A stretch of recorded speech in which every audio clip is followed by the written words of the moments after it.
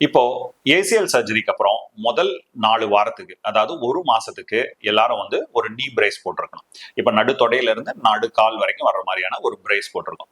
இந்த பிரேஸ் கூட நம்ம வந்து கிரெப் பேண்டேஜ் அப்படிங்கிற இந்த எலாஸ்டிக் பேண்டேஜும் போட்டிருக்கணும்.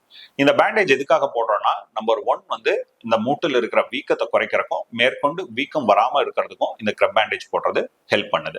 நம்பர் 2வது, இப்ப இந்த பிரேஸ் வந்து பாத்தீங்கன்னா டைரக்டா ஸ்கின் மேல படுதுங்கிறப்போ, நம்ம நடக்கிறப்போ இல்ல உட்கார்ந்து இருக்கிறப்போ அது கொஞ்சம் அன்கம்ஃபர்டபுளா இருக்கலாம். இப்ப நம்ம அந்த கிரெப் பேண்டேஜ் போட்டுக்கிறது மூலியமா அது ஒரு அடிஷனல் லேயர் ஆஃப் ஒரு சாஃப்ட்னஸ் நம்மளுக்கு வந்துருது. டைரக்டா பிரேஸ் தோல்ல பட்டு இரிட்டேட் பண்ணாம இருக்கும்.